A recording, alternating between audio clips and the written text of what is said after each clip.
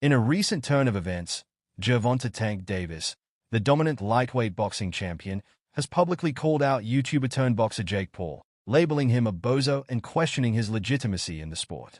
This bold challenge comes in the wake of Paul's controversial bout with Mike Tyson, which was heavily promoted by Netflix.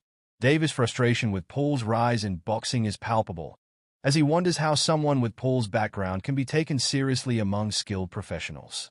During a media interaction, Davis made it clear, "This is my call out, Jake Paul. What up?" This statement not only highlights his interest in facing Paul but also reflects the buzz surrounding the recent Netflix event. Davis's challenge raises questions about the evolving landscape of boxing, particularly the intersection of sports and entertainment that platforms like Netflix are capitalizing on. Despite the allure of a showdown, there's skepticism surrounding the need for such a fight. Davis's camp has expressed doubts about whether he genuinely needs a fight with Paul.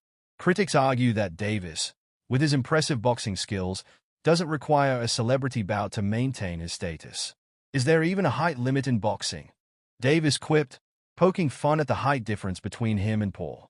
In response, Jake Paul took to social media with sharp retorts, referring to Davis as Floyd's little son and mocking his boxing credibility. Paul's comments suggest that he sees the call-out as more of a publicity stunt than a serious challenge. He remarked, "I saw you pretend like you didn't know who Amanda Serrano and Katie Taylor are. Do better. And maybe one day I'll give you a platform to shine again." This back and forth illustrates the ongoing rivalry between traditional boxing and the new wave of crossover fighters like Paul. Davis's motivation behind calling out Paul is likely tied to the financial opportunities such a fight could present.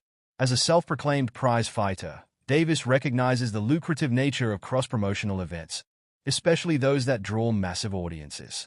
The clash between Davis's traditional boxing approach and Paul's spectacle-driven style reflects a broader trend in the sport, where financial incentives often outweigh legacy considerations. Moreover, Paul's success as a promoter has not gone unnoticed. His ability to generate buzz, fill arenas, and leverage social media makes him a significant player in the boxing world, even if he lacks the pedigree of a seasoned fighter. Davis's skepticism about Paul's legitimacy as a boxer is evident. When asked if he would entertain a fight with Paul, he simply scoffed, stating, "I would laugh at it." Despite the dismissive tone, the logistical realities of a potential Davis versus Paul fight cannot be ignored. Fans have been vocal about wanting Paul to challenge a legitimate boxer, and a matchup with Davis would certainly be a must-watch event. The excitement surrounding such a fight would transcend traditional boxing, drawing in a diverse audience eager to see how a skilled boxer like Davis fares against a celebrity athlete. Davis has openly criticized the state of boxing, calling it trash, a sentiment that mirrors the frustrations of many fighters today.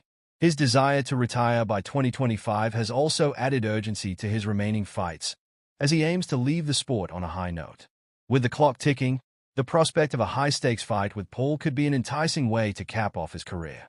Ultimately, the potential for a Gervonta Davis versus Jake Paul fight reflects the ongoing evolution of boxing, where traditional skill and celebrity status collide.